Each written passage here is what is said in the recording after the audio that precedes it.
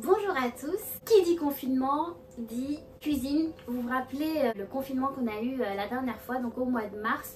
J'ai publié pas mal de recettes de cuisine sur Instagram parce que le temps me le permettait et c'était vraiment cool.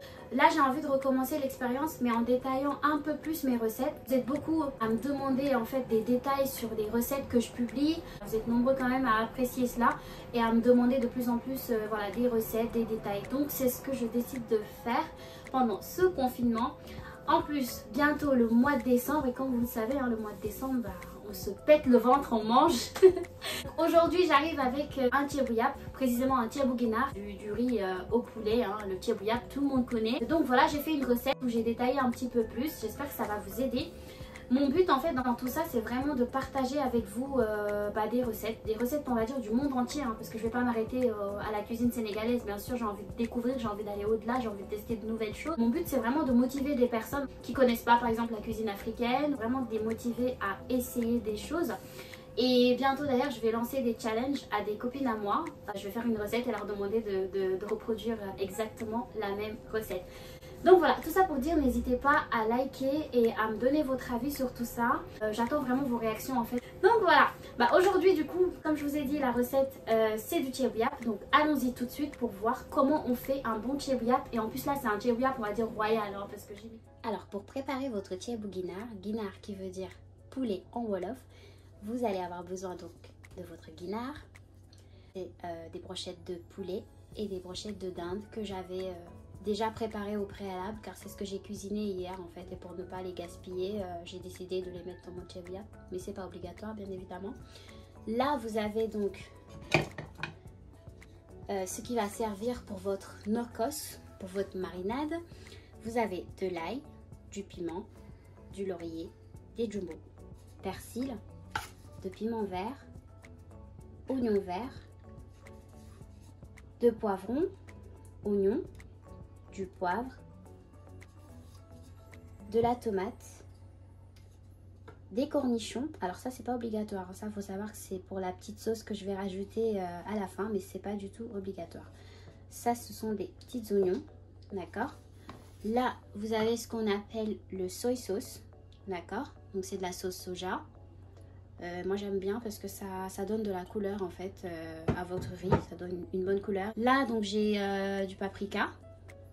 Alors donc nous allons commencer par préparer notre norcos. Le norcos donc c'est une marinade, c'est un assaisonnement que vous allez préparer pour le poulet, également pour le thieb. Le norcos c'est vraiment la base dans la cuisine sénégalaise.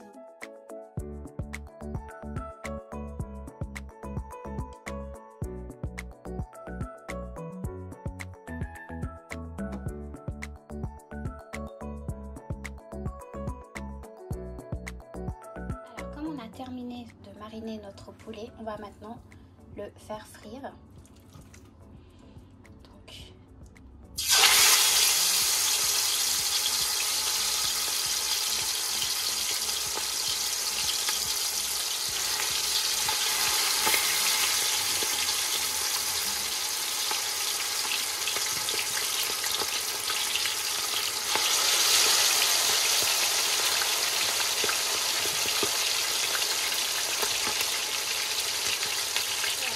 faire maintenant c'est la préparation du riz. Donc je vais vous montrer comment je vais mettre le riz à la vapeur. Alors en commençant par laver le riz bien sûr. Alors du coup là comme vous pouvez le voir on va mettre le riz donc à la vapeur. Il y en a qui mettent ça aussi au micro-ondes. Cette méthode là on n'a jamais réussi. À chaque fois que je le mets au micro-ondes j'ai toujours des grains de riz qui sont pas assez cuits. Donc ça fait un contraste. Il y a des riz cuits et d'autres qui sont pas cuits. Donc voilà, c'est pour ça que je préfère toujours le mettre à la vapeur. Voilà. Donc du coup j'ai terminé de faire frire mon poulet, mes brochettes. Donc maintenant ce que je vais faire, alors là vous allez me dire mais il n'y a que du cramé, c'est quoi ce truc cramé tout ça? Mais croyez-moi ce cramé il sert à quelque chose et je ne vais pas l'enlever. Par contre j'ai enlevé l'excédent d'huile parce que j'avais mis de l'huile pour frire. Donc c'est normal, j'en avais mis beaucoup. Mais là j'ai enlevé. Alors.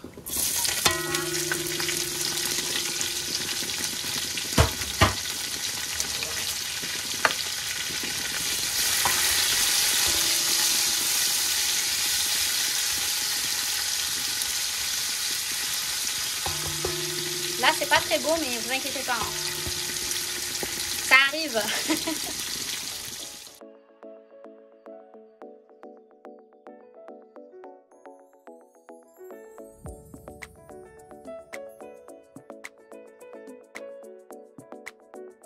Voilà, comme vous pouvez le voir, j'ai bien laissé dorer mes oignons. Maintenant, ce que je vais faire, c'est rajouter ma petite mixture, mon no-cos. Vous savez, c'est le no-cos qu'on a fait, on a mis sur le poulet. Et là, c'est le reste. On va mélanger avec ça.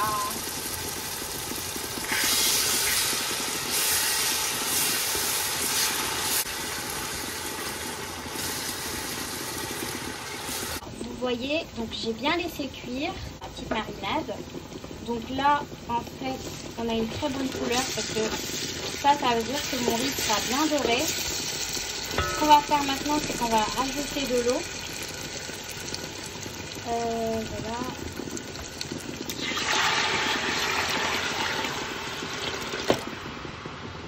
Voilà, à peu près ça. Alors, je suis désolée, je ne vais pas pouvoir vous dire combien de litres d'eau j'y ai mis parce que je mesure jamais en fait. J'ai jamais mesuré, j'ai appris comme ça, ma mère m'a appris comme ça. Donc quand je fais d'autres plats, si par exemple c'est des plats que j'ai jamais testés et que ça, je me mets à mesurer.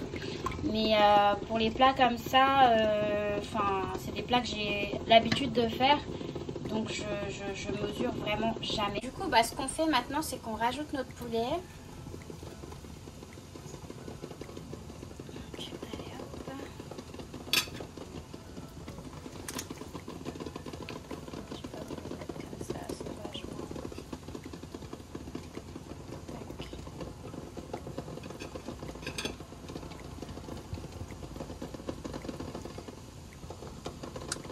Alors du coup, ce qu'on va faire là, le temps que notre sauce est en train de cuire, on va faire notre sauce oignon. Donc avec du poivre, de la moutarde, un jumbo. Et je vais aussi rajouter le reste de la marinade tout à l'heure. Il m'en reste un petit peu, donc je vais en rajouter juste voilà, pour donner plus de goût. Donc ça va être une sauce simple. La sauce elle est déjà pratiquement prête. Ce qu'on va faire, c'est qu'on va rajouter notre macédoine. J'ai oublié de vous présenter la macédoine en fait, parce que j'ai présenté les ingrédients. Donc je vais ajouter ma macédoine à ma sauce.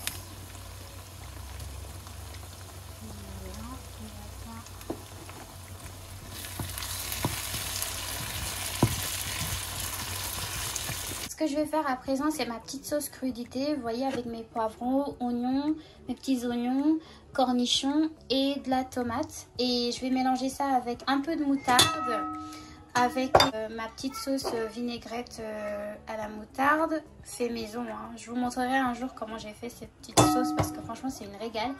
Je vais mettre du poivre, du sel, un peu de sucre et ça sera tout. Si je n'oublie rien. Et un peu de vinaigre, bien sûr.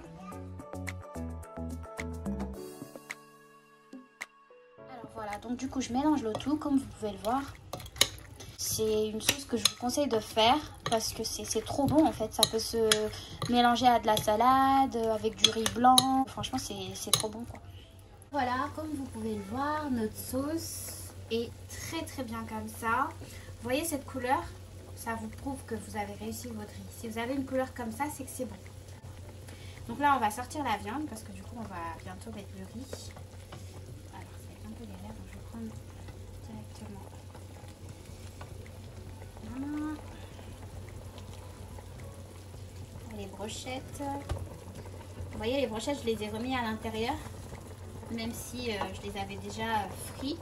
Mais c'est quand même mieux parce que ça, du coup, ça imprègne bien le goût en fait. Et ça donne pas un contraste de goût. Ça fait pas genre la viande, goût de friture et puis la sauce, le riz différent. Enfin, je sais pas comment expliquer ça, mais là c'est bien, c'est homogène en fait. Comme vous pouvez le voir, j'ai enlevé ma viande. Donc là c'est une partie très importante parce que du coup je vais enlever l'excédent de sauce, on va dire, avant de mettre mon riz. C'est trop important parce que si vous laissez trop de sauce, on va dire, et que vous mettez votre riz, ça peut devenir un riz pâteux. Ça peut devenir un bahal en fait. Chez nous, le pout de pâte, là, le riz très pâteux. alors que là ça doit pas être le cas. Et si vous enlevez trop d'eau aussi et que vous mettez trop de riz, ça peut également devenir trop sec. Donc en fait il faut vraiment un juste milieu, donc il faut vraiment bien doser. Moi je dis toujours qu'il vaut mieux en enlever assez et au pire en remettre après si vous voyez que vous en rajoutez, plutôt que de laisser trop d'eau et d'avoir un riz pâteux.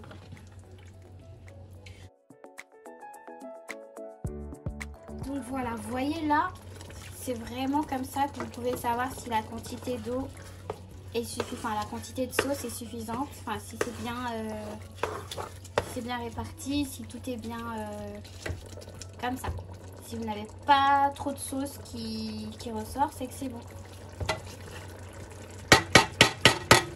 Donc là, on va laisser à nouveau cuire pendant au moins 45 minutes à feu doux cette fois-ci. Donc je vais diminuer le feu. Là par exemple mon feu, le maximum il est à 6, donc je vais le mettre par exemple à 4. Vous pouvez le voir, le riz est presque prêt, hein, franchement. En fait je vous ai pas montré tout à l'heure quand j'ai retourné le riz au début, en fait j'ai oublié. Mais voilà, là franchement la cuisson elle est parfaite. Hein. Là c'est parfait. Donc là je vais pas tarder à servir.